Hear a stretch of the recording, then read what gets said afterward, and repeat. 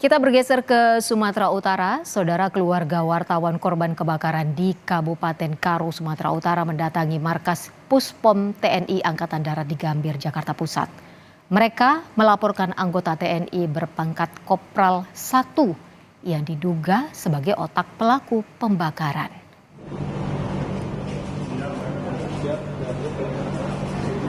Anak almarhum sekaligus ibu dari anak yang ikut tewas terbakar melapor bersama Ketua LBH Medan, Kontras, hingga Komite Keselamatan Jurnalis atau KKJ. Mereka menyebut hingga kini anggota TNI yang diduga sebagai pemilik lokasi judi masih belum diperiksa sehingga melaporkan kasusnya ke Pomat. Keluarga almarhum juga masih belum menerima hasil otopsi korban. Mereka meminta bukti percakapan di ponsel korban diungkap untuk mengetahui siapa saja yang diduga terlibat kebakaran yang menewaskan wartawan Tribrata TV Sempurna Pasaribu beserta istri, anak, dan cucunya.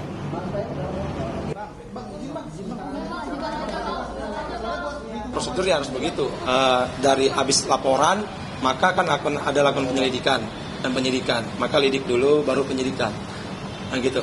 Berapa anggota TNI sih bang yang dilaporkan? Satu. Iya. Dinas di mana sih? Sebagaimana pemberitaan yang di awal itu di Dinas Batalion Infanteri Simbisa 125 Kabanjahe. Itu dia yang terduga memiliki si lapak judi itu ya Pak? Yang diberitakan itu kan? Yang diberitakan oleh almarhum berulang-ulang yang telah disampaikan Dewan Pers, yang disampaikan tim KKJ dan kita tim hukum yang inisial HB itu. Yang HB itu juga sampai sekarang belum diamankan segala macam, itu juga belum ada info? Belum. Karena prosesnya kan di Polda kan. Dia kan spesialis tuh, Polda belum bisa ke situ. Apa dari sini? Kepada TNI. TNI agar ikut serta dalam kasus yang menimpa keluarga saya, agar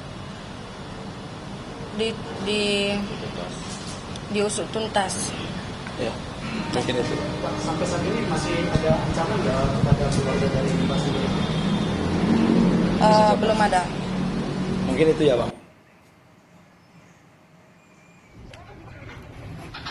Saudara, polisi telah menetapkan 3 tersangka dalam kasus pembakaran rumah jurnalis media online yang menewaskan satu keluarga. 1 orang tersangka terakhir diduga sebagai orang yang memerintahkan 2 eksekutor untuk membakar rumah korban.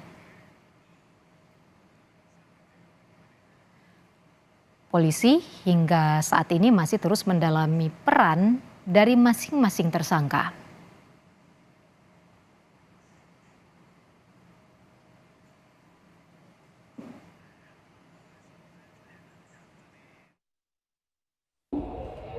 Penyidik Polresta Karo dan Polda Sumatera Utara memiliki keyakinan dan cukup alat bukti untuk kembali menetapkan 1 orang tersangka yang kita ketahui berinisial B, di mana 1 orang tersangka ini berdasarkan pemeriksaan awal bahwa yang bersangkutan diketahui dari analisa komunikasi yang didapatkan oleh penyidik bahwa yang bersangkutan ini orang yang menyuruh melakukan pembakaran di rumah